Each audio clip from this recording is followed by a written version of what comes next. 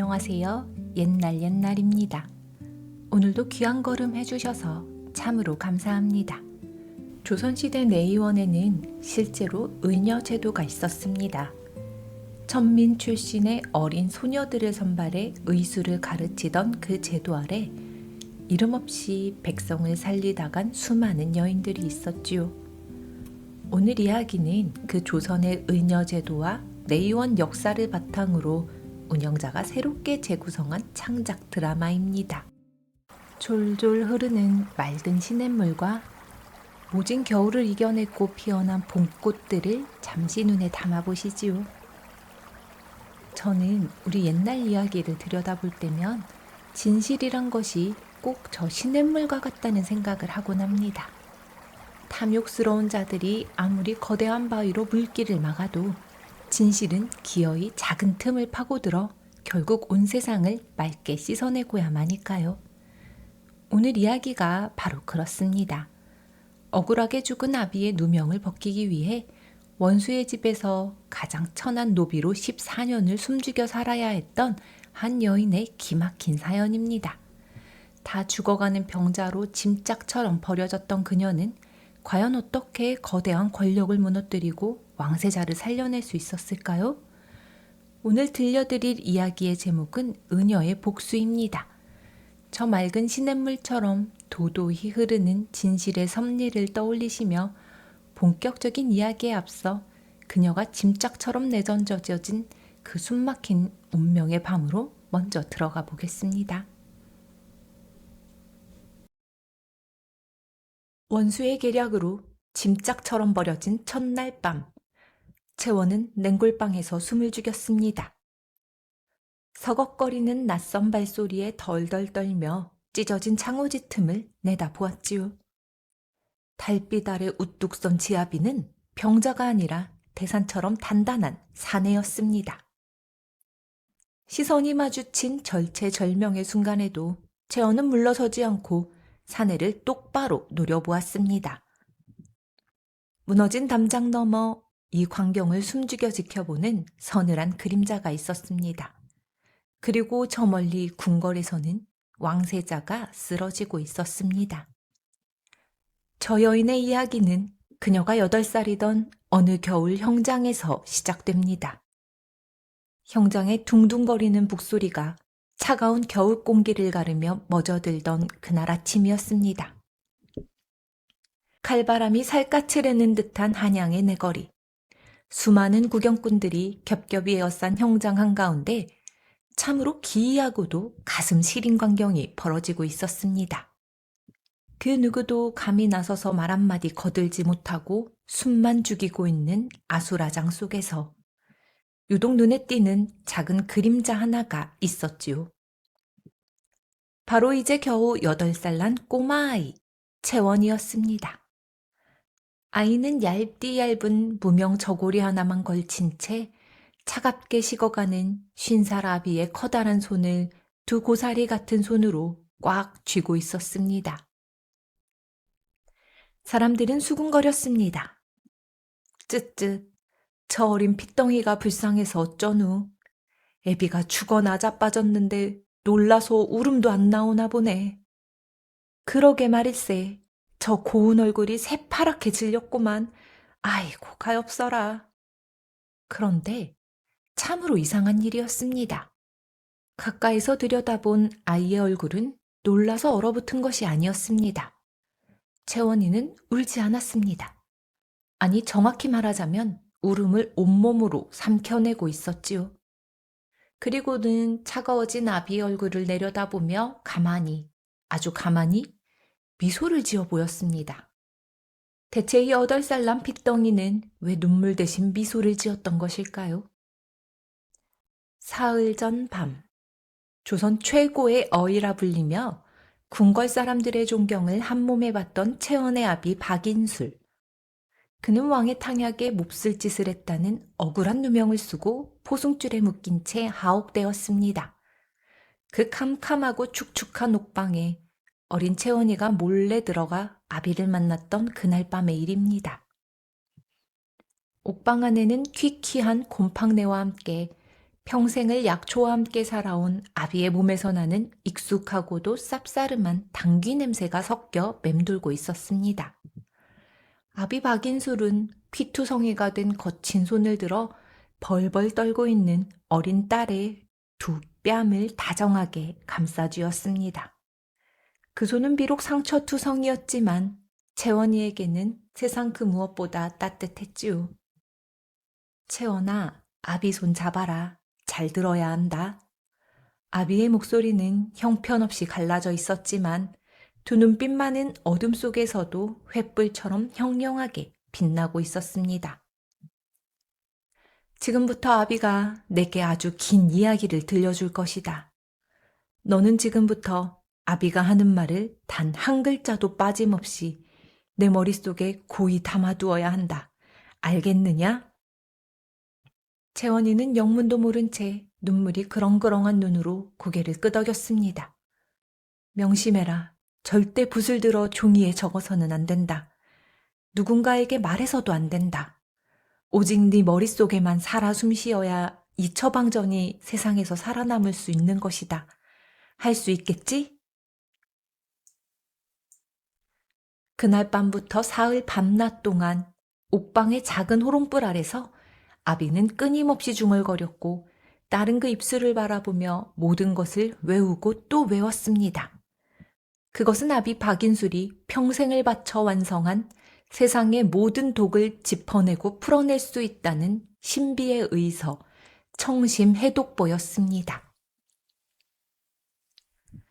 다시 아비가 세상을 떠나던 형장의 아침입니다.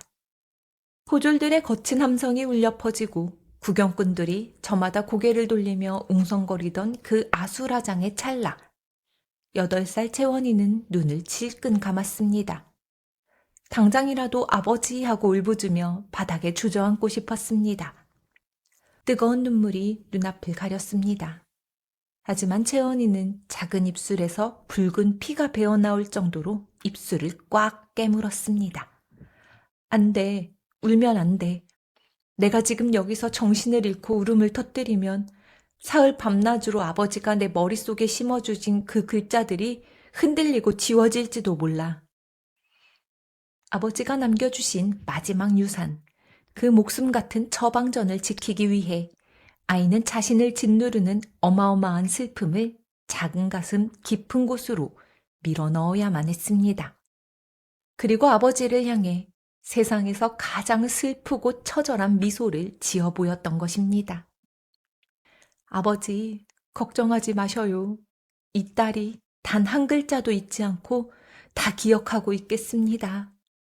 그렇게 채원이가 아비의 굳은 손을 어루만지며 몸을 숙일 때마다 채원이의 얇은 무명 저고리 안쪽에서는 바스락하는 작은 종이 소리가 났습니다. 채원이의 품속 가장 깊은 곳, 그곳에는 아버지가 생전에 은밀히 작성해둔 작고 낡은 소견서 한 장이 꼬깃꼬깃 접힌 채 숨겨져 있었습니다. 거기에는 이렇게 적혀 있었죠. 선왕전하의 옥체에 나타난 증상은 결코 자연적인 병세가 아니다. 이것은 필시 특정 독초를 오랜 기간 복용하여 생긴 중독 현상이며 그 끔찍한 독초는 다름 아닌 내의원 깊은 약재 창고에서만 구할 수 있는 것이다. 그날 형장을 둘러싼 구경꾼도 칼을 찬 포졸들도 심지어 아비를 사지로 몰아넣은 권력자들도 그 누구도 알지 못했습니다. 저 작고 가엾은 핏덩이의 가슴팍에 훗날 자신들의 썩어빠진 심장을 단번에 꿰뚫어버릴 시퍼런 칼날이 숨겨져 있다는 사실을 말입니다. 세상에 홀로남겨진 8살 채원이 아비의 죽음을 두 눈으로 목격하고도 울음조차 마음대로 터뜨리지 못했던 이 가엾은 아이의 앞날에는 과연 어떤 매서운 운명의 눈보라가 기다리고 있었을까요? 아비의 시신을 거둘 새도 없이 세상에 홀로 내동댕이 쳐진 8살 채원이, 이 가엾은 핏덩이가 향하게 된 곳은 참으로 기구하게도 아비를 죽음으로 몰아넣은 원수 내의원 제조 엄경수의 집이었습니다. 겉으로는 불쌍하게 죽은 옛 동료의 여식을 내 어찌 모른 척하겠는가 라며 자유로운 양반의 행세를 했지만 엄경수의 속내는 시커먼 독사처럼 또아리를 틀고 있었지요. 아비 박인술이 세상에 남겼을지도 모를 그 무서운 처방전, 청심해독보의 행방을 어린 채원이에게서 캐내기 위해 제 집안으로 끌어들여 철저히 감시하려 했던 것입니다. 명목상으로는 의녀 겸습생이었으나 실상은 집안의 가장 천한 노비보다도 못한 삶이었습니다. 매서운 동장군이 기승을 부리던 한겨울, 채원이는 새벽 닭이 첫 울음을 울기도 전인 칠흑 같은 어둠 속에서 눈을 떠야 했습니다. 칼바람이 숭숭 들어오는 낡은 약재 창고 구석, 볏짚 몇 움큼을 깔아놓은 바닥이 아이의 잠자리였지요. 언 손을 호호 불며 부엌으로 가면 가마솥 귀퉁이에 전날 하인들이 먹다 남긴 꽁보리밥이 덩그러니 놓여 있었습니다. 추운 겨울이라 쉬지는 않았을 텐데도 워낙 습한 곳에 두어 시큼한 쉰내가 살짝 올라오는 식은 보리밥이었지요. 채원이는 그 거칠고 딱딱한 보리밥을 그릇에 담고 살얼음이 둥둥 뜬 차가운 동치미 국물을 듬뿍 부어 말았습니다. 그 차디찬 국물에만 식은 보리밥이 어린아이의 목구멍으로 어찌 잘 넘어가겠습니까? 한 숟갈 삼킬 때마다 거친 보리알이 목을 긁어내렸고 뼛속까지 시린 동치미 국물이 빈 속을 후벼 팠습니다. 하지만 채원이는 허겁지겁 그릇을 비워냈습니다. 이마저도 먹어두지 않으면 하루 종일 이어지는 고된 약재 수발을 버텨낼 재간이 없었으니까요.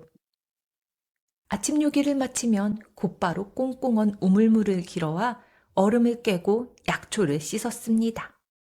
독한 약초들의 진물이 배어들어 8살 아이의 손톱 밑은 아무리 박박 씻어도 지워지지 않는 새까만 때처럼 물들어 있었고 고사리 같은 손등은 칼에 베인 듯 쩍쩍 갈라져 붉은 피가 배어나왔습니다. 반면 안채의 풍경은 참으로 달랐습니다. 엄경수의 금지오겹 외동딸 엄소정은 다시 할게요. 엄경수의 금지오겹 외동딸 엄소정은 비단옷을 곱게 차려입고 뜨끈뜨끈한 온돌방 아랫목에 앉아 편안하게 의서를 읽어내려갔지요. 방 안에는 머리를 맑게 해준다는 값비싼 향냄새가 은은하게 피어오르고 있었습니다. 하지만 참으로 이상한 일이었습니다. 따뜻한 방 안에서 배불리 먹으며 의서를 파고드는 엄소정은 병자의 기침소리 하나 제대로 구분하지 못해 쩔쩔맸지만 문박 찬바람을 맞으며 언손으로 약재를 썰던 채원이는 방 안에서 새어나오는 병자의 숨소리만 듣고도 그 병의 근원이 열독인지 냉증인지 단번에 짚어냈습니다. 아버지가 머릿속에 심어준 청심해독보가 아이의 핏속에서 맥박치고 있었던 것이지요. 하지만 채원이는 제 아무리 정답을 알아도 꾹꾹 눌러 참으며 바보처럼 굴었습니다. 약재 창고 너머에서 자신을 뱀처럼 감시하는 엄경수의 서늘한 눈빛을 알고 있었기 때문입니다. 자신이 아비의 의수를 조금이라도 드러내는 순간 저 악랄한 사내의 집요한 고문이 시작될 것이라는 걸 어린아이는 본능적으로 깨닫고 자신의 천재적인 재능을 철저히 숨긴 채 아무것도 모르는 척 고개를 숙인 채 묵묵히 일만 했습니다. 그렇게 몸도 마음도 멍들어가던 어느 겨울 저녁이었습니다. 인기척 없는 약재 창고 뒷담 너머로 바스락거리는 소리와 함께 누군가 조심스럽게 채원이를 불렀습니다. 아가, 쯧쯧, 불쌍한 것. 담장 너머에는 한양 저작거리에서 작게 약방을 하는 늙은 약초꾼 갑돌 할아버지가 서 있었습니다. 노인은 주위를 두리번거리더니 품속에서 김이 모락모락 나는 따뜻한 약초주머니 하나를 꺼내 채원이의 갈라진 두 손에 살며시 쥐어주었습니다. 화롯불에 볶아낸 따스한 탕귀와 감초 묶음이었습니다.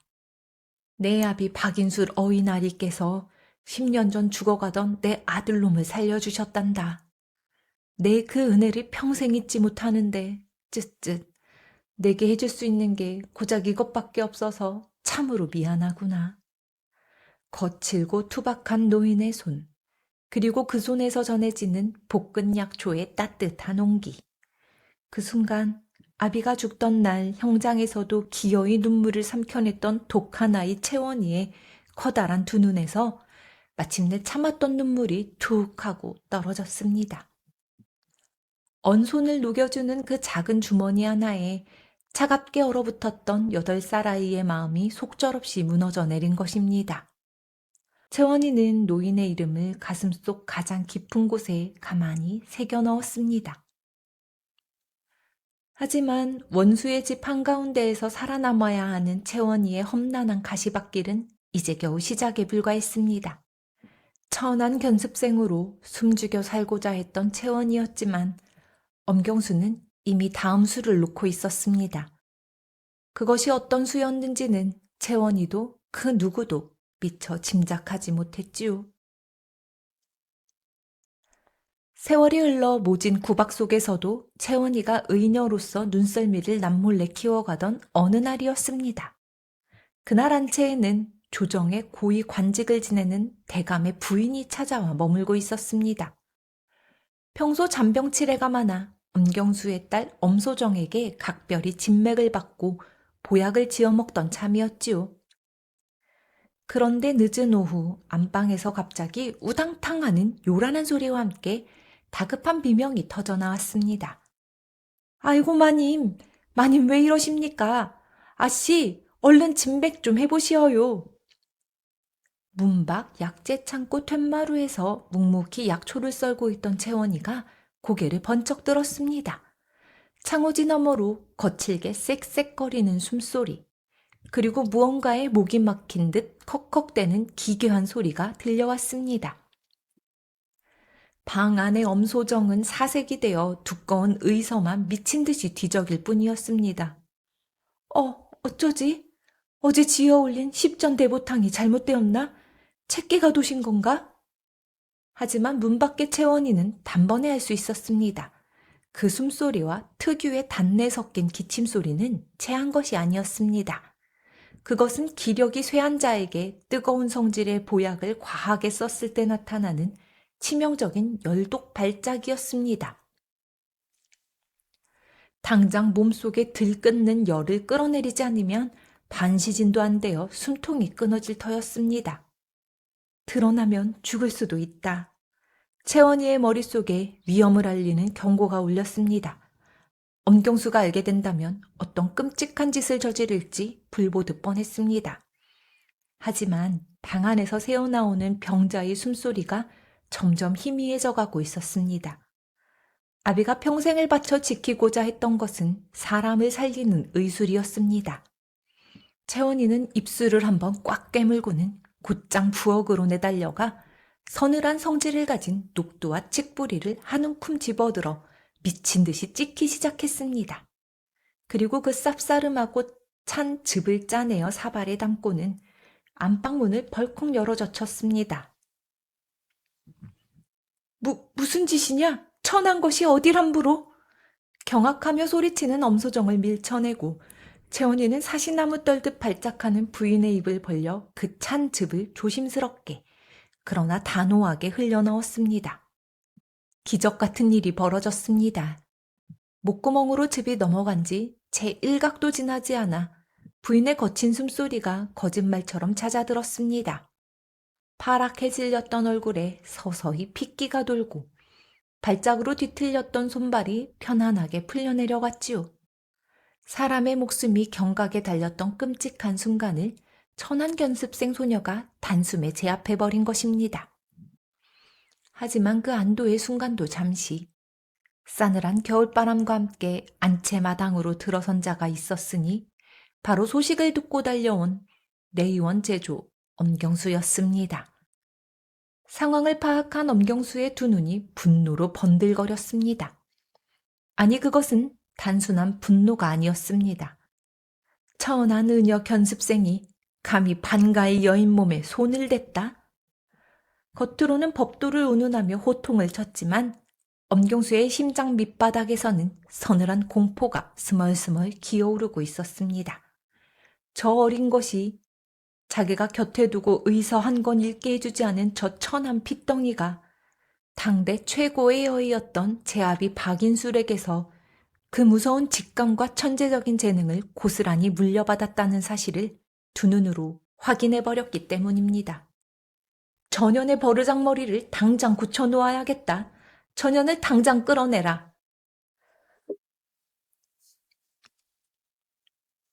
꽁꽁 언 겨울마당에 채언이가 무릎을 꿇었습니다. 매서운 매질이 시작되었지요. 허공을 가르는 둔탁한 소리가 텅 빈 마당을 울렸습니다. 한 대, 두 대, 세 대. 채원이는 두 눈을 꼭 감고 입술을 진리기듯 깨물며 신음을 삼켰습니다. 차가운 마당바닥에 닿은 무릎이 덜덜 떨렸고 얇은 저고리 위로 참을 수 없는 고통이 번져갔습니다. 온몸이 찢어지듯 쑤시고 저려왔지만 채원이는 결코 쓰러지거나 살려달라 빌지 않았습니다. 고개를 숙이는 순간 엄경수에게 지는 것 같았으니까요. 마루 위에서 그 광경을 내려다보던 엄경수의 등줄기에서는 이 한겨울에도 식은땀이 흘러내리고 있었습니다. 매를 맞으면서도 도끼 어린 눈을 치켜뜨고 자신을 똑바로 노려보는 저 아이. 죽이자니 처방전의 행방을 영영 찾을 수 없을 것 같고 살려두자니 언젠가 자신의 목통을 물어뜯을 맹수 같아 두려웠던 것입니다. 그 모진 매질이 쏟아지는 겨울마당 한가운데에서 채언이는 피나는 입술로 속삭이듯 내면의 목소리를 삼켰습니다. 아버지 보고 계십니까? 저는 지금 살아있사옵니다. 피투성이가 되어서도 끝내 꺾이지 않는 채언이를 보며 엄경수는 마침내 결심했습니다. 이 아이를 자신의 손을 더럽히지 않고 처리할 방법을. 그 계략이 어떤 것이었는지는 채원이는 꿈에서조차 상상하지 못했을 것입니다.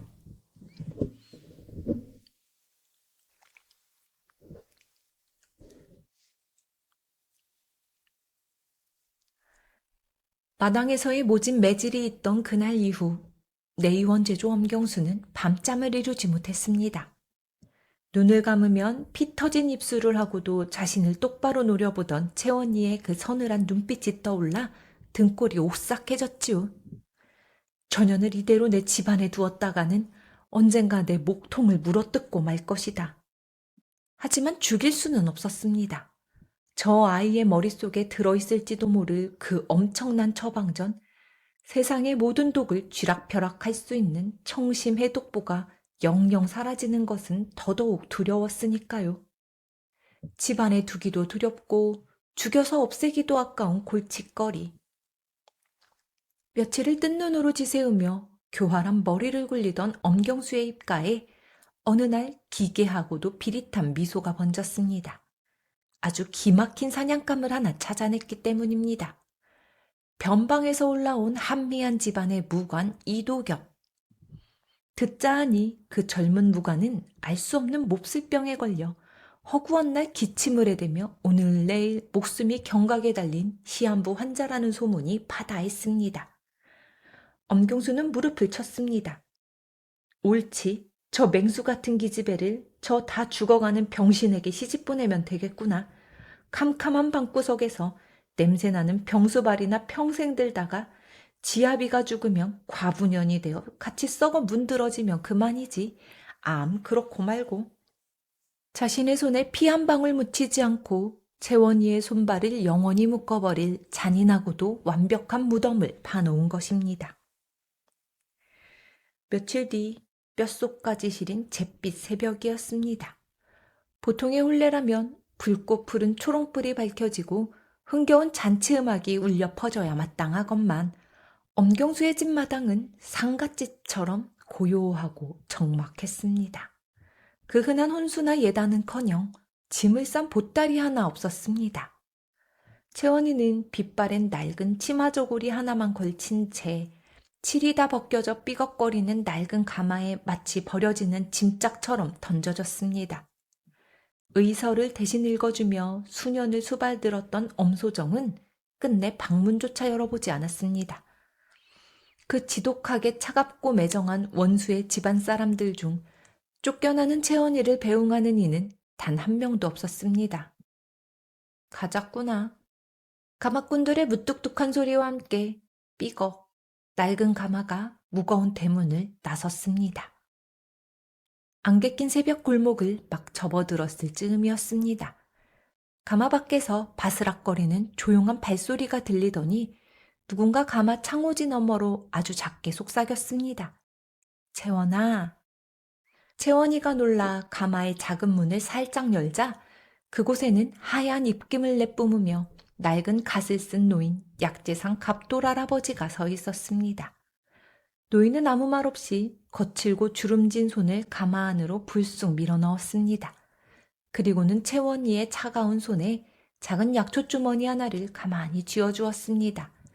지난번처럼 따뜻하게 볶아낸 향긋한 냄새가 나는 당귀 주머니였습니다. 긴 말은 필요 없었습니다.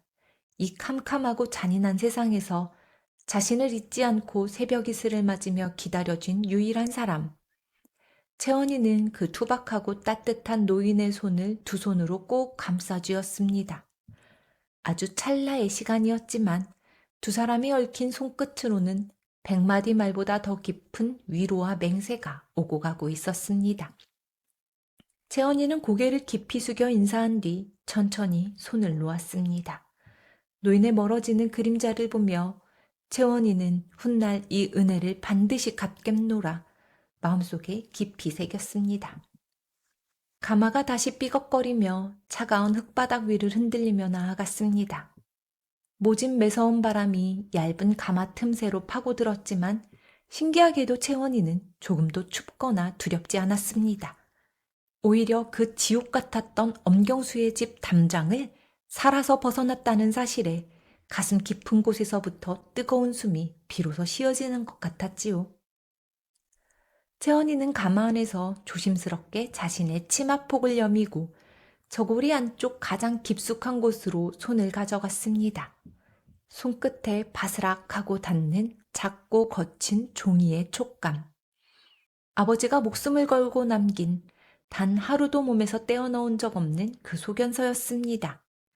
채원이는 그 종이를 심장 위에 얹은 채 눈을 감았습니다. 다 죽어가는 무관의 집이든 그보다 더한 시궁창이든 상관없다. 나는 살아남을 것이다. 기어이 살아남아 아버지가 남겨주신 이 진실로 그자들의 숨통을 끊어놓을 것이다. 얼마쯤 지났을까요? 마침내 가마가 멈춰서고 녹슨 대문이 열리는 소리가 들려왔습니다. 다 죽어가는 병자가 있다는 적막한 집안. 아무런 기대조차 없이 가마 밖으로 발을 내디딘 채원이를 기다리고 있던 것은 과연 엄경수의 바램대로 또 다른 끔찍한 지옥이었을까요? 아니면 14년의 세월을 뛰어넘어 채원이의 삶을 송두리째 뒤흔들 전혀 예상치 못한 운명의 시작이었을까요? 채원이가 낡은 가마에 실려 원수의 집을 떠나던 바로 그 시각, 고중궁궐 깊은 곳에서는 조선의 하늘을 뒤흔들 거대한 폭풍이 휘몰아치고 있었습니다. 강건하던 왕세자가 원인 모를 병마에 사로잡혀 갑작스럽게 쓰러진 것입니다. 안색은 흙처럼 탁한 잿빛으로 변해갔고 숨을 들이마실 때마다 가슴에서 쇳소리가 나며 호흡이 가빠지는 끔찍한 증상이었습니다. 그 기이하고 무서운 병세가 시작된 지도 언 6달. 이제 세자의 목숨은 언제 끊어질지 모르는 위태로운 촉불과도 같았습니다. 내의원은 그야말로 발칵 뒤집혔습니다. 밤낮 없이 탕약을 다리는 쓴 냄새가 궁궐 담장을 넘어 진동했고 어이들은 살얼음판을 걷듯 전전긍긍하며 의서를 뒤적였습니다. 하지만 그 누구도 세자의 병명조차 짚어내지 못하고 있었지요. 하지만 이 아비규환의 궁궐 한가운데서 남몰래 쾌재를 부르는 자가 단 한 명 있었습니다. 바로 내의원 제조 엄경수였습니다. 어전 앞에서는 바닥에 엎드려 통곡을 해보였지만 굳게 닫힌 제 방구석으로 돌아온 엄경수의 입가에는 섬뜩한 미소가 번져 있었습니다. 세자가 쓰러진 것은 그에게 있어 권력을 완전히 손에 쥘 수 있는 하늘이 내린 기회였으니까요. 탐욕의 눈이 먼 엄경수는 훗날의 영광을 온전히 제 집안의 것으로 만들기 위해 딸 엄소정에게 세자의 처방을 전담시켰습니다. 하지만 온실 속 화초처럼 자라며 수박 겉핥기식으로 의술을 배운 엄소정이 그 복잡하고 기이한 병세를 어찌 알겠습니까? 비단옷이 땀으로 흠뻑 젖도록 밤낮으로 수십 건의 의서를 뒤적여 보았지만 세자의 증상과 들어맞는 구절은 단 한 줄도 찾을 수 없었습니다. 초조해진 엄소정은 흘린 듯 채원이가 쓰던 차가운 약재 창고로 향했습니다. 혹시나 채원이가 평소에 중얼거리던 말들 중에 단서가 있을까 싶어 낡은 약재 서랍들을 미친 듯이 뒤지기 시작했지요. 먼지 쌓인 당귀 서랍을 덜컥 열어젖히던 바로 그때였습니다. 서랍 밑바닥 구석에 꼬깃꼬깃하게 접힌 작은 종이 조각 하나가 눈에 띄었습니다. 채원이가 예전에 몰래 적어두었던 낡은 쪽지였습니다. 훔쳐서라도 세자를 살려 공을 세워야겠다. 처음에는 그 생각뿐이었습니다. 하지만 쪽지를 펼쳐든 순간 엄소정의 두 눈이 크게 흔들리기 시작했습니다. 종이를 쥔 하얀 손끝이 사시나무처럼 덜덜 떨렸습니다.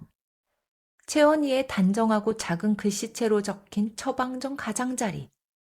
그곳에는 붉은 먹물로 아주 선명하게 이런 글귀가 쓰여 있었습니다. 이 기이한 증상은 병이 아니다. 서늘한 성질의 독초를 아주 오랜 기간 물에 타 복용했을 때 나타나는 증상으로 자연적인 병세가 아님을 반드시 의심할 것. 독초, 자연적인 병세가 아닐 것. 그 글자를 뚫어지게 바라보던 엄서정의 귓가에는 윙 하는 이명소리가 울렸습니다. 만약 세자의 병이 병마가 아니라 누군가가 지속적으로 독을 올려 생긴 것이라면 왕세자의 탕약에 그토록 은밀하게 아무도 모르게 독을 탈 수 있는 권한을 가진 사람은 구중궁궐 내의원 안에서도 단 몇 명뿐이었습니다. 그리고 그 권한을 쥔 가장 높은 자리에 있는 사람은 다름 아닌 자신의 아버지 엄경수였습니다. 아버지가 왕세자 저하를 독살하려 하는 것인가? 자신이 평생을 우러러보고 존경에 맞지 않던 다정하고 훌륭한 아버지가 사실은 권력의 눈이 멀어 끔찍한 짓을 저지르는 괴물일지도 모른다는 끔찍한 의심. 엄소정은 쪽지를 움켜쥔 채 그 자리에 털썩 주저앉아 버렸습니다. 등줄기를 타고 식은땀이 흘러내렸지요. 태어나서 단 한 번도 의심해 본 적 없던 자신의 세상이 그 견고하던 아버지의 성벽이 와르르 무너져 내리는 소리가 들리는 듯 했습니다. 그녀는 어찌할 바를 몰랐습니다. 진실을 밝힐 용기도 없었고 아버지를 고발할 배포도 없었습니다. 결국 엄소정은 두려움에 질려 채원이의 쪽지에서 독초에 관한 부분만 쏙 빼버린 채 반쪽짜리 처방만을 덜덜 떨리는 손으로 올려보내고 말았습니다. 독이 원인인데 독을 빼낼 생각을 하지 않고 엉뚱한 보약만 지어 올렸으니 세자의 병세가 나아질 리 만무했습니다. 세자의 안색은 날이 갈수록 더욱 짙은 잿빛으로 타들어갔고 궁궐에는 곡소리 없는 절망만이 깊게 깔리고 있었습니다. 다 죽어가는 병자에게 버려지듯 시집온 채원이는 차가운 우물물로 손을 씻다 말고 고개를 들어 저 멀리 궁궐 쪽 하늘을 가만히 바라보고 있었습니다. 궁궐을 뒤덮은 짙은 먹구름과 불길하게 불어오는 바람 냄새. 비록 몸은 궁 밖의 낡은 초가집에 매여 있었지만 십수년간 독을 다뤄온 채원이의 천재적인 직감은 이미 모든 상황을 꿰뚫어보고 있었습니다. 채원이의 두 눈이 밤하늘의 차가운 별빛처럼 형령하게 빛났습니다. 채원이는 갈라진 제 두 손을 가지런히 모아쥐고는 속으로 가만히 읊조렸습니다. 아버지, 보고 계십니까? 아버지를 억울하게 죽인 그 시퍼런 독이 이제는 조선의 왕세자 저하를 향해 이빨을 드러내고 있습니다. 탐욕의 괴물이 되어버린 아버지와 그 추악한 진실의 꼬리를 밟아버린 딸 엄소정, 그리고 멀리서 다가올 거대한 폭풍을 직감하며 조용히 숨을 고르는 채원이. 과연 이 숨막히는 어둠 속에서 가장 먼저 빛을 터뜨릴 자는 누구였을까요? 삐걱거리며 한참을 흔들리던 낡은 가마가 마침내 멈춰섰습니다. 녹슨 쇳소리를 내며 대문이 열리고 채원이가 조심스럽게 발을 내디딘 곳은 한양 변두리의 어느 낡고 적막한 기와집이었습니다. 마당에는 어른 허리춤까지 오는 마른 잡초들이 무성하게 엉켜 있었고 사람의 온기라고는 찾아볼 수 없는 서늘한 냉기만이 맴돌고 있었지요. 언제 죽어도 이상하지 않다는 병약한 무관 이도겸의 집이었습니다. 하지만 이상한 일이었습니다. 집안의 하인들은 새로운 안주인을 맞이하면서도 그 흔한 수군거림 하나 없었습니다. 그저 묵묵히 고개를 숙인 채 무언가 큰 비밀을 숨기고 있는 사람처럼 조심스럽고 측은한 눈빛으로 채원이를 훔쳐볼 뿐이었지요. 더욱 기이한 것은 정작 남편 될 사람의 모습이었습니다. 오늘 내일 목숨이 경각에 달렸다던 지아비는 혼례를 치르는 첫날임에도 불구하고 굳게 닫힌 안방문 너머로 기침소리 하나 내지 않은 채 코빼기조차 비치지 않았습니다. 마치 이 세상에 존재하지 않는 유령의 집에 홀로 버려진 것만 같았지요. 어느덧 해가 지고 깊은 밤이 찾아왔습니다. 빛바랜 무명치마를 입은 채 덩그러니 냉골방에 홀로 앉은 채원이. 피곤에 지친 몸은 천근만근 무거웠지만 도무지 두 눈이 감기지 않았습니다. 언제 어디서 목을 조여올지 모르는 불안감, 원수 엄경수가 보낸 자객이 들이닥칠지도 모른다는 생각에 채원이는 숨소리조차 크게 내지 못하고 어둠 속을 노려보고 있었습니다. 바로 그때였습니다. 서걱서걱 창호지 너머 꽁꽁언 흙마당을 밟는 일정한 발소리가 들려왔습니다. 발소리는 주춤거림 없이 아주 경쾌하고 곧게 채원이의 방문 앞을 향해 다가오고 있었지요. 채원이는 순간 숨을 헉 하고 집어삼켰습니다. 품속에 숨겨둔 아비의 유품, 낡은 소견서를 두 손으로 꽉 움켜쥔 채 살얼음 걷듯 조심스럽게 문가로 다가갔습니다. 그리고 침을 꿀꺽 삼키며 찢어진 창호지 문틈 사이로 바깥을 내다보았습니다. 구름 사이로 차가운 겨울 달빛이 쏟아져 내리던 마당 한가운데 그곳에는 한 사내가 뒷짐을 진 채 우뚝 서 있었습니다. 바로 병약해 다 죽어간다던 지아비 이도겸이었습니다. 그런데 창틈으로 내다본 그의 모습은 소문과는 너무도 달랐습니다. 병자의 허연 안색이나 구부정한 허리 같은 것은 찾아볼 수 없었지요. 넓고 탄탄한 어깨는 태산처럼 올곧게 펴져 있었고 달빛을 받은 옆 얼굴에서는 잘 벼려진 검처럼 날렵하고 단단했습니다. 걸음걸이에는 한치의 흔들림도 거친 숨소리조차 섞여 있지 않았습니다. 순간 채원이의 심장이 덜컥 내려앉았습니다. 저 사람은 무언가를 철저하게 숨기고 있다. 다 죽어가는 병자 행세를 하며 세상의 눈을 속이고 있는 것이다. 그 찰나의 순간이었습니다.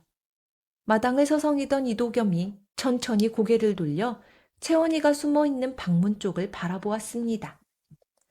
아주 작은 창호지 틈새를 사이에 두고 어둠 속의 두 시선이 허공에서 팽팽하게 마주쳤습니다. 들켰다. 채원이는 온몸의 피가 차갑게 식는 것을 느끼며 굳어버렸습니다. 하지만 이도겸의 반응은 뜻밖이었습니다. 누군가 자신을 훔쳐보고 있다는 사실을 들켰음에도 그는 조금도 당황하거나 놀라는 기색이 없었습니다. 오히려 깊고 고요한 우물 같은 눈동자로 잠시 창호지를 가만히 응시하더니 이내 희미한 미소 한 자락을 입가에 띠고는 아무 일도 없었다는 듯 조용히 뒤돌아 자신의 방으로 들어가 버렸습니다. 그의 그림자가 사라진 뒤에도 채원이는 한참 동안이나 문고리를 쥔 채 그 자리에 주저앉아 있었습니다. 머릿속이 복잡하게 얽히기 시작했습니다. 저 사내의 진짜 정체는 무엇일까? 엄경수가 내 목숨을 거두기 위해 심어놓은 끈아풀일까? 아니면 세상을 속여야만 하는 또 다른 끔찍한 비밀을 안고 있는 자일까? 하지만 참으로 기이한 일이었습니다. 상대가 정체를 알 수 없는 거대한 거짓말을 품고 있다는 것을 알아챘음에도 불구하고 이상하게도 가슴 한구석이 두렵지 않았습니다. 오랜 세월 엄경수의 집에서 숨죽여 살며 뼈저리게 느껴왔던 그 서늘하고 끈적한 악의, 피비린내 나는 살기, 이도겸의 맑고 고요한 두 눈빛에서는 그런 탁한 욕망의 냄새가 전혀 나지 않았기 때문입니다. 오히려 그 짧은 시선의 얽힘 속에서 채원이는 평생 처음 느껴보는 기묘한 평온함마저 느끼고 있었습니다. 채원이는 얼어붙었던 두 손을 가슴에 모으고 긴 한숨을 조용히 내쉬었습니다. 이 낯설고 적막한 폐가 같은 집이 어쩌면 끔찍한 무덤이 아니라 지옥 같은 과거에서 벗어날 수 있는 피난처일지도 모른다는 아주 작은 희망의 씨앗이 얼어붙은 소녀의 마음속에 조용히 뿌리를 내리는 순간이었습니다. 병약한 척 깊은 어둠 속에 자신을 숨기고 있던 남편 이도겸. 그의 꼿꼿한 등 뒤에는 과연 어떤 어마어마한 진실이 숨겨져 있는 것일까요? 채원이의 이 가느다란 예감은 거대한 반전의 서막을 알리는 조용한 종소리였습니다. 달빛 아래 서로의 시선이 얽힌 지 하루가 지난 다음 날 깊은 밤. 문풍지가 파르르 떠는 고요한 방 안. 누군가 채원이의 방문을 아주 조심스럽게 두드렸습니다. 문을 열자 병약한 허울을 완전히 벗어던진 이도겸이 단단한 눈빛으로 서 있었습니다. 그는 방 안으로 들어와 채원이의 앞에 반듯하게 무릎을 꿇고 앉았습니다. 그리고는 한치의 흔들림도 없는 깊은 목소리로 입을 열었지요. 놀라게 해 미안하오. 나는 왕세자 저하의 미리 이도겸이라 하오. 미리 왕세자의 곁에서 그림자처럼 움직이며 목숨을 걸고 주군을 지키는 비밀 호위무사. 도겸은 6달째 원인 모를 병으로 쓰러져 있는 세자의 명을 받아 진짜 해독을 비밀리에 찾고 있던 중이었습니다. 엄경수의 감실망을 피하기 위해 다 죽어가는 병자 행세를 하며 철저히 어둠 속에 숨어 있었던 것이지요. 도겸의 눈빛이 아련한 과거의 시간을 향해 짙어졌습니다. 그리고 나는 10여 년 전 역병이 돌아 길거리에 버려져 죽어가던 나를 당신의 아버지 박인술 어이께서 직접 거두어 살려주신 그 은혜를 입은 사람이오. 도겸은 품속 깊은 곳에서 낡고 낡은 문서 하나를 꺼내어 채원이의 덜덜 떨리는 손 위에 가만히 올려놓았습니다. 그것은 도겸이 지난 수년간 내의원 비밀 창고를 뒤져 기어이 찾아낸 첫 번째 진실, 바로 박인술 어이가 사사되던 당시의 왕의 약 감정기록 원본이었습니다. 문서에는 뚜렷하게 적혀 있었습니다. 박인술이 왕의 탕약에 넣었던 것은 왕을 해치기 위한 독이 아니었다는 것을. 그것은 오히려 엄경수가 오랜 세월 은밀하게 왕에게 올려온 기이한 약초의 부작용을 막기 위해 쓴 목숨을 건 해독 처방 성분이었다는 것을 말입니다. 아버지는 역모를 꾸민 것이 아니었습니다. 탐욕에 눈먼 괴물로부터 주군을 살리기 위해 자신의 목숨을 던졌던 것입니다. 그 문서를 읽어내려가는 채원이의 두 눈에서 마침내 뜨거운 눈물이 툭 하고 떨어졌습니다. 14년의 세월, 원수의 집에서 숨죽이며 살아온 억울함이 눈물이 되어 쏟아졌습니다. 채원이는 오래도록 침묵하다 천천히 자신의 낡은 저고리 안쪽에서 14년간 심장 위에 품고 살았던 아버지의 마지막 소견서를 꺼냈습니다. 누렇게 바랜 그 종이가 도겸의 손에 전해지는 순간 두 사람을 둘러싼 거대한 운명의 톱니바퀴가 마침내 소리를 내며 맞물려 돌아가기 시작했습니다. 도겸이 비장한 목소리로 말했습니다. 저하를 그리고 조선을 살릴 수 있는 자는 세상에 그대뿐이오. 그날 밤 채원이는 도겸이 구해온 내관의 옷으로 변장하고 그의 호위를 받으며 삼엄한 궁궐 담장을 넘었습니다. 세자가 누워있는 동궁전은 죽음의 그림자가 짙게 깔려 있었습니다. 무거운 침향 냄새 사이로 썩은 흙냄새 같은 기이한 병세의 기운이 방 안을 가득 채우고 있었지요. 채원은 조심스럽게 다가가 잿빛으로 변해버린 세자의 손목을 잡고 맥을 짚었습니다. 그 순간 채원이의 손끝을 타고 등골이 서늘해지는 감각이 번개처럼 스쳐 지나갔습니다. 맥박은 가라앉아 있었지만 피 속을 흐르는 기운은 뜨겁고 날카로웠습니다. 이것은 아버지께서 청심해독부에 기록하셨던 그 독초다. 내원 깊은 곳, 오직 최고 제조만이 출입할 수 있는 비밀 창고에서만 구한다는 그 흑혈초. 채원이가 놀란 눈으로 도겸을 향해 고개를 끄덕이려는 찰나였습니다. 우당탕! 굳게 닫혀있던 동궁전의 문이 거칠게 부서질 듯 열려 젖혀졌습니다. 수십 개의 붉은 횃불이 어두운 방 안을 대낮처럼 밝혔고 시퍼런 칼을 빼든 군사들이 순식간에 채원과 도겸의 목에 칼날을 겨누었습니다. 그 살벌한 군사들의 틈을 가르고 나타난 자, 입가에 비릿하고 섬뜩한 미소를 띠고 있는 내의원 제조 엄경수였습니다. 내년이 기어이 애비의 뒤를 따라 사지로 기어들어왔구나. 도겸의 눈빛을 읽은 엄경수는 그가 궁에 숨어들 것을 예측하고 호랑이 아가리 같은 덫을 파놓은 채 기다리고 있었던 것입니다. 엄경수의 서늘한 목소리가 동궁전을 울렸습니다. 왕세자 저하께 독을 쓴 흉악한 범인이 제 발로 들어왔으니 참으로 다행한 일이 아니더냐. 저 천한 은연연이 저하께 독을 썼다. 당장 전원의 입을 막고 죗값을 치르게 하라. 모든 죄를 채원에게 뒤집어 씌우려는 악랄한 계략이었습니다. 군사들이 달려들어 도겸을 무참히 짓눌렀고 장정 2명이 채원이의 양팔을 꺾어 꼼짝 못하게 바닥에 짓눌렀습니다. 엄경수는 품에서 작은 사기병 하나를 꺼내 들었습니다. 그리고는 잔인한 웃음을 지으며 채원이의 턱을 억센 손으로 억지로 벌리고는 시커먼 독약을 단숨에 입안으로 밀어 넣었습니다. 독이 목구멍을 타고 퍼져나가는 기운이 온몸을 잠식해 들어왔습니다. 독이 식도를 타고 몸속으로 퍼져나가는 것이 생생하게 느껴졌습니다.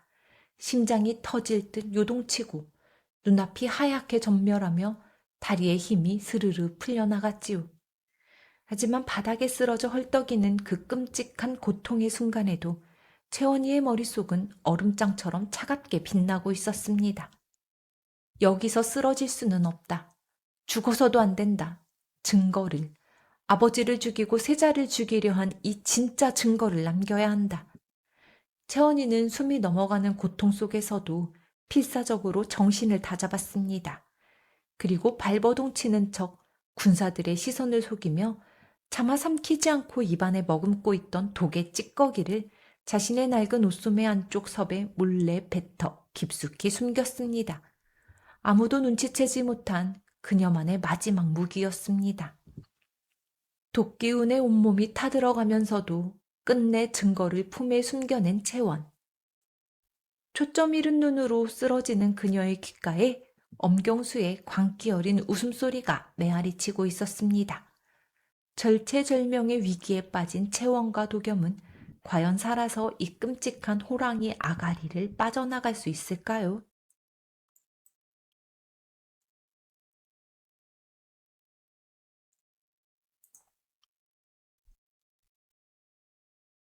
입안으로 밀려든 독기운이 핏줄을 타고 온몸으로 퍼져나가고 있었습니다. 불덩이 같은 열이 식도를 태우고 올라왔고 채원이의 시야는 물먹은 화선지처럼 하얗게 번져가며 무너져 내렸습니다. 몸속으로 퍼진 것은 독의 반, 나머지 반은 아직 채원이의 소매 한쪽에 숨겨져 있었습니다.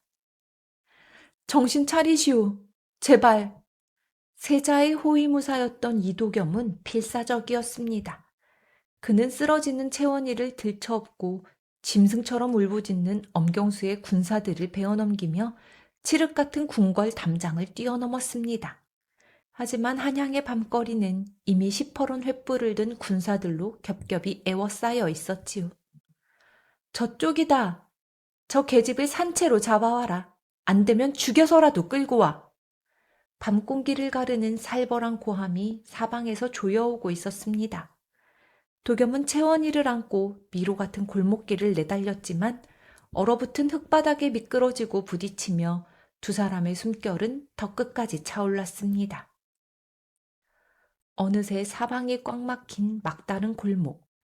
뒤에서는 군사들의 군화 발소리와 횃불의 매캐한 연기가 코앞까지 들이닥쳤습니다. 피할 곳은 어디에도 없었습니다. 도겸이 채원이를 등 뒤로 숨긴 채 덜덜 떨리는 손으로 검을 고쳐쥐고 마지막 죽음을 각오하던 바로 그 찰나였습니다. 삐거덕.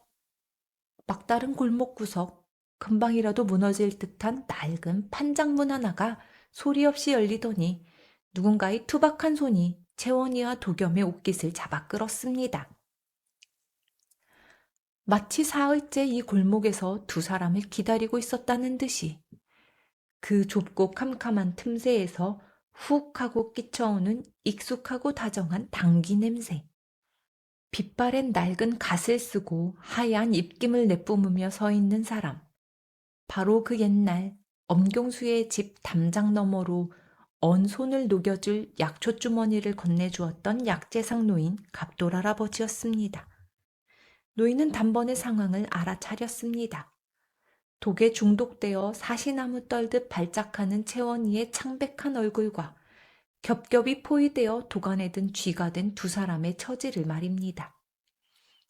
노인은 망설임 없이 다가와 채원이의 어깨에 걸쳐져 있던 피 묻은 겉옷을 재빠르게 벗겨냈습니다.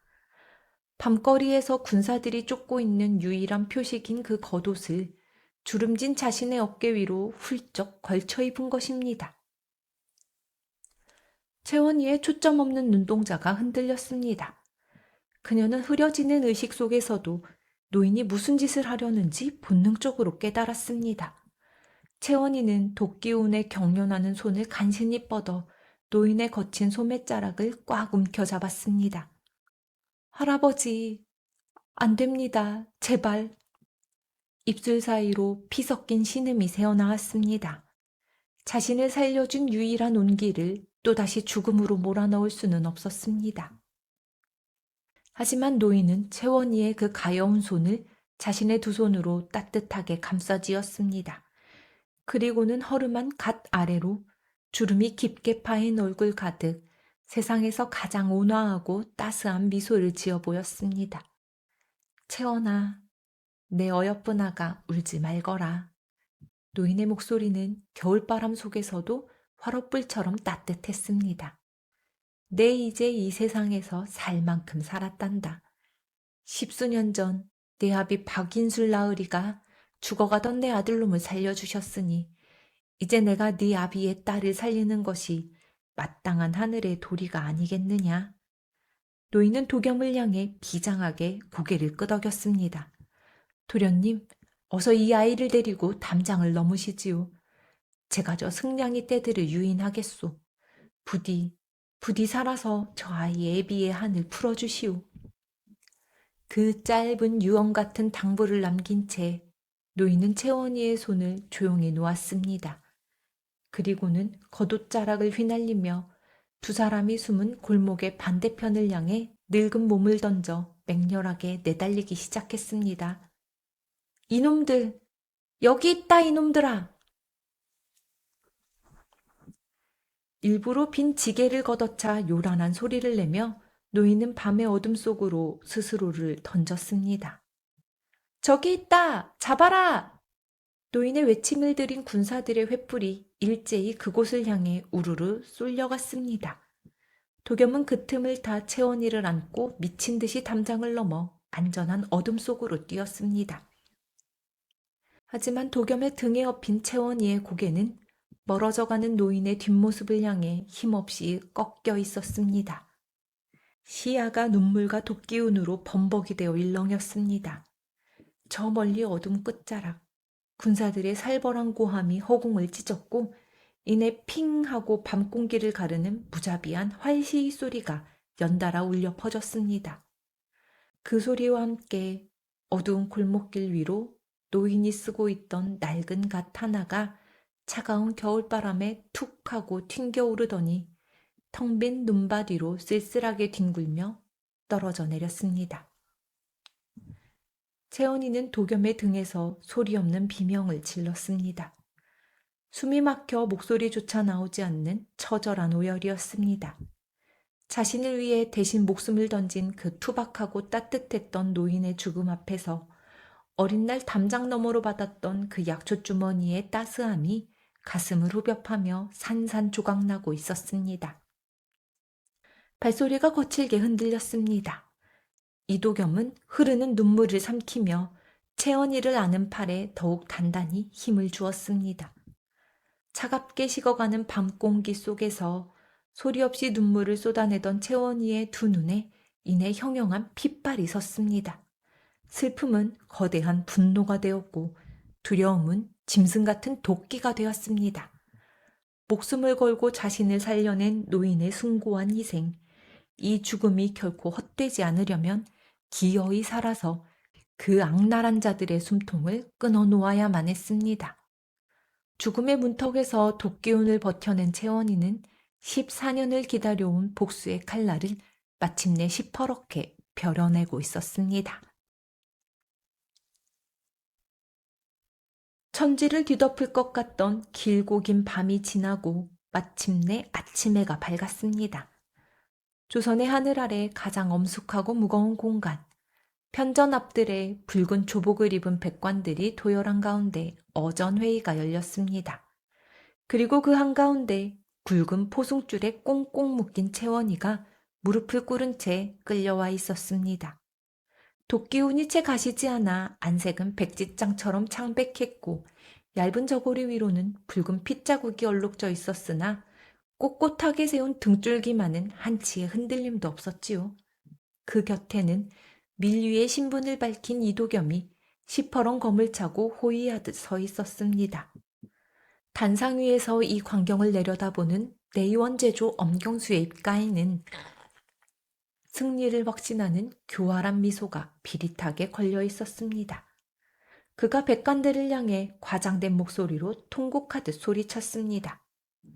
전하, 저 천한 은연연이 감히 하늘 같은 왕세자저하의 탕약에 몹쓸 독을 탔사옵니다. 천인공노할 저 흉악한 년을 당장 능지처참하시어 왕실의 지엄한 법도를 바로 세우시옵소서. 백관들 사이로 웅성거리는 소리가 파도처럼 번져나갔습니다. 모든 화살이 묶여있는 채원이를 향해 쏟아지는 절체절명의 순간. 그때였습니다. 고개를 숙이고 있던 채원이가 천천히, 아주 천천히 고개를 들어 올렸습니다. 흐트러진 머리칼 사이로 빛나는 두 눈동자는 서늘한 얼음장 같았습니다. 채원이의 조용하지만 명징한 목소리가 웅성거리던 편전의 공기를 단숨에 갈라놓았습니다. 제조어른. 그 한마디에 편전이 찬물을 끼얹은 듯 고요해졌습니다. 소인이 저하께 독을 썼다 하시었사옵니까? 그렇다면 제가 썼다는 그 독의 이름이 무엇인지 이 자리에서 명명백백히 말씀해 주시겠사옵니까? 엄경수는 순간 멈칫했습니다.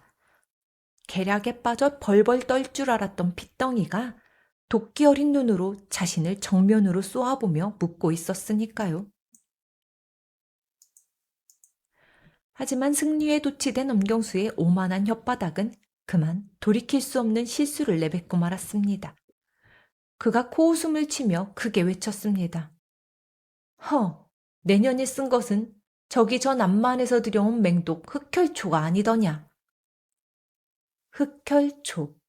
그 세 글자가 엄경수의 입 밖으로 튀어나온 순간 편전의 공기가 얼어붙었습니다.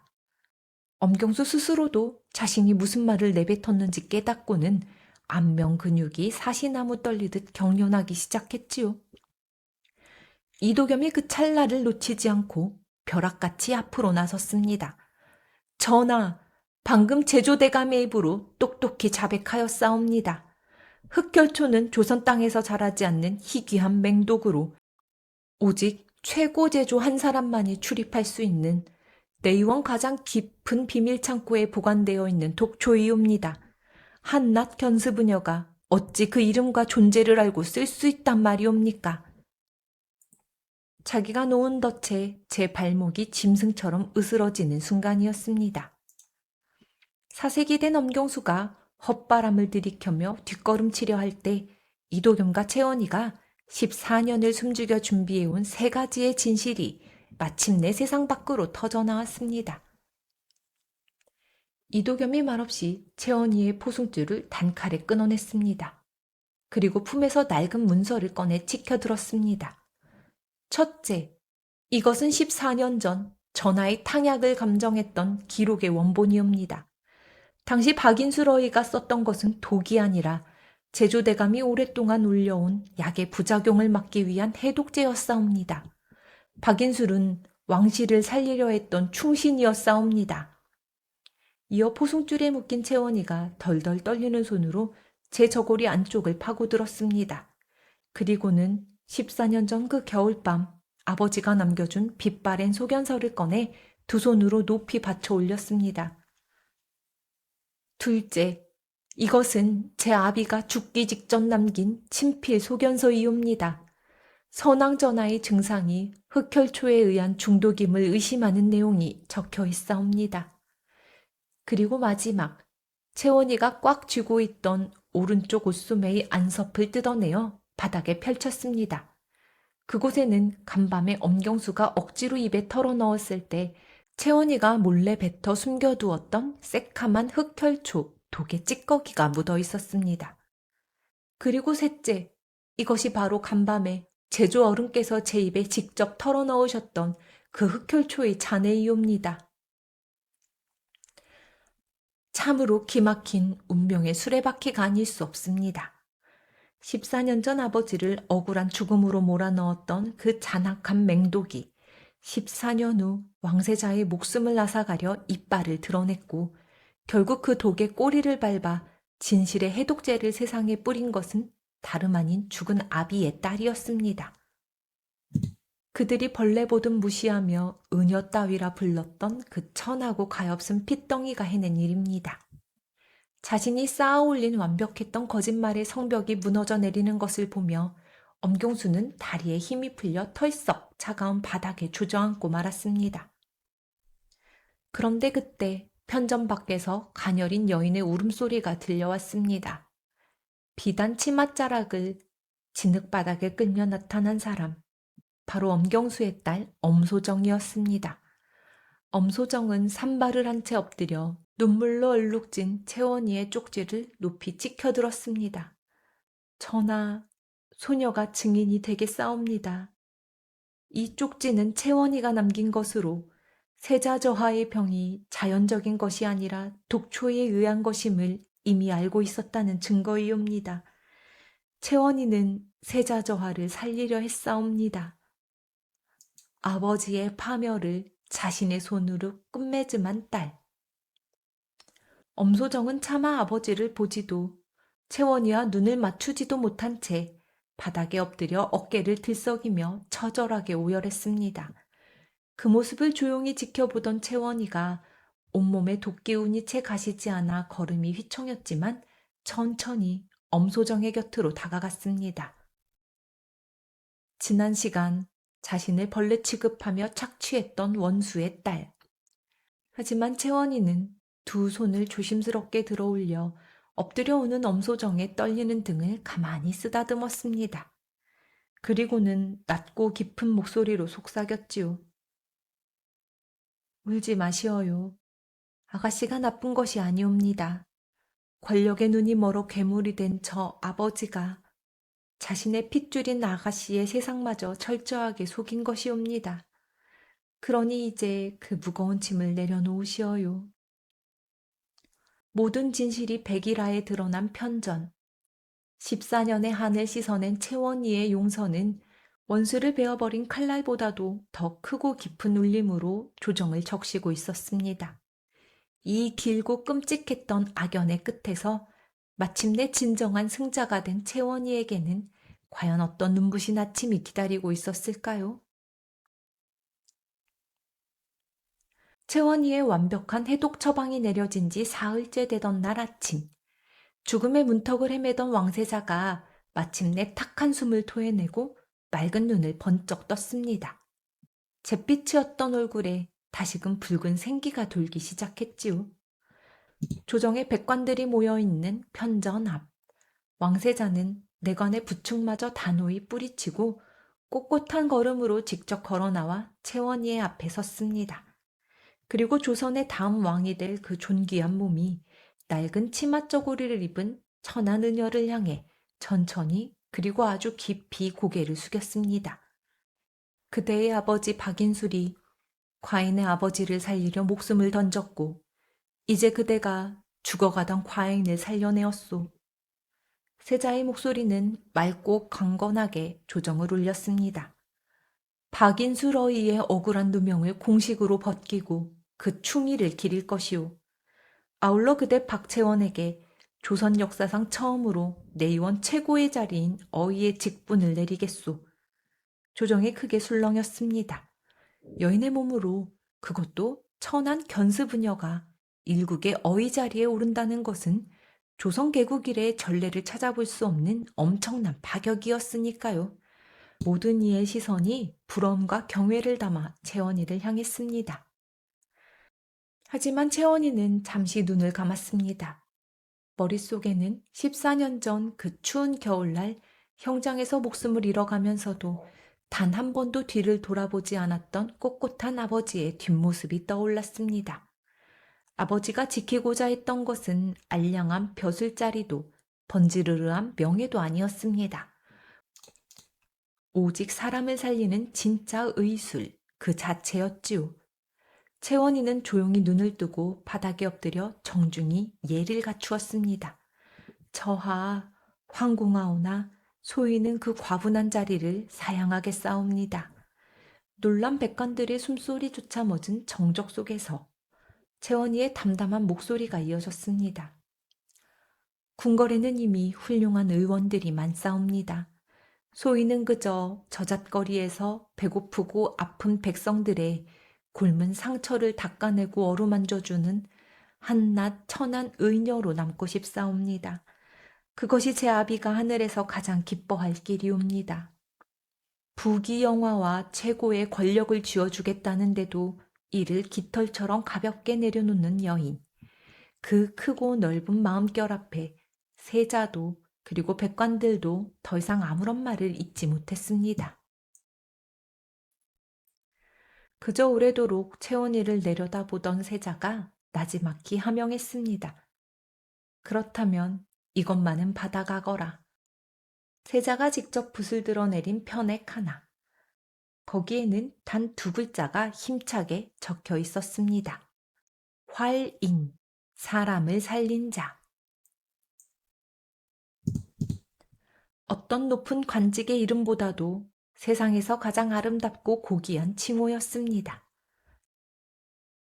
한편 엄경수는 독사름모와 박인술 모함의 죄목으로 마침내 왕명을 받아 그 죗값을 치렀습니다. 14년간 제 손으로 휘두른 독이 결국 자신에게 돌아온 것이었지요.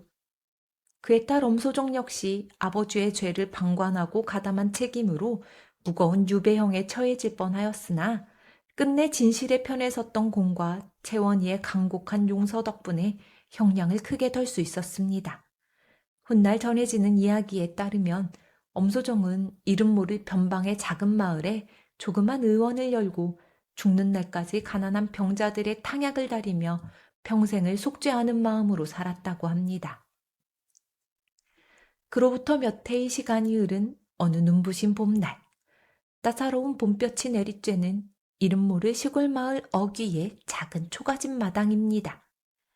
채원이는 마루 끝에 걸터 앉아 뛰놀다 넘어져 무릎이 까진 코올리게 아이의 작은 다리에 찌은 약초를 호호 불며 정성껏 발라주고 있었습니다. 자, 이제 며칠만 지나면 딱지가 않고 3살이 돋을 게야. 아프지 않지? 채원이의 다정한 미소에 아이가 배시시 웃으며 고개를 끄덕였습니다. 그때 살인문 밖에서 콧노래 소리와 함께 듬직한 사내 하나가 걸어 들어왔습니다.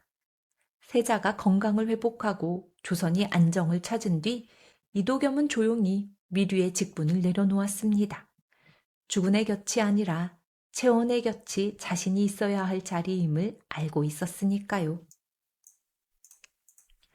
채원이의 영원한 조력자이자 지아비가 된 이도겸이었습니다. 그의 거친 손에는 갓 캐낸 향긋한 봄쑥이 가득 들려 있었죠. 부인, 오늘 저녁은 내가 끓인 따뜻한 쑥국을 먹읍시다. 향이 아주 기가 막히오. 두 사람이 마주보며 소리내어 웃는 마당 위로 구수한 쑥국 냄새가 봄바람을 타고 아스라이 퍼져나갔습니다. 조그만 초가집 처마 밑에는 세자가 내렸던 활인이라는 낡은 편액이 눈부신 아침 햇살을 듬뿍 받으며 조용히, 그러나 그 어떤 금은보화보다도 찬란하게 빛나고 있었습니다. 그날 오후 두 사람은 나란히 언덕을 올라 아버지 박인술의 묘를 찾았습니다. 억울한 누명을 벗고 따뜻한 양지 바른 곳으로 이장된 묘지 위로는 연초록빛 잔디가 보드랍게 돋아나고 있었습니다. 도겸이 장인의 묘 앞에 무릎을 꿇고 아주 깊고 정중한 절을 올렸습니다. 채원이는 따스한 온기가 배어있는 봉분 위에 가만히 두 손을 얹고 뺨을 스치는 봄바람에 대고 아주 조그맣게 속삭였습니다. 아버지, 이제 다 말씀드릴 수 있습니다. 아버지의 억울함이 마침내 눈 녹듯 풀렸습니다. 그리고 아버지가 목숨을 걸고 살리신 그 아이가 자라나 죽어가던 저를 살려주었습니다. 아버지가 세상에 뿌리신 그 선한 씨앗이 돌고 돌아 이렇게 예쁜 꽃으로 피어났습니다. 어디선가 불어온 따스한 봄바람이 묘지 위의 풀잎들을 대답하듯 아주 부드럽게 흔들고 지나갔습니다. 돌고 돌아 결국 제자리를 찾는 인연의 끈, 어떻게 보셨나요? 저는 조선 최고의 어의 자리를 뿌리치고 백성을 택한 채원의 결말이 참 마음에 남습니다. 괴물들과 같은 길을 걷지 않은 것이야말로 그녀의 가장 완벽하고 아름다운 승리였지요. 당장은 억울하고 짓밟히는 것 같아도 끝내 지켜낸 다정함과 선의는 결국 저 시냇물처럼 맑게 흘러 축복으로 돌아올 거라 믿습니다. 여러분이 오늘 하루 심어놓은 작은 다정함 역시 언젠가 환한 봄꽃이 되어 곁으로 돌아오기를 바랍니다. 오늘 이야기가 작은 위로가 되셨다면 구독과 좋아요로 따뜻한 인연 이어가 주세요. 감사합니다.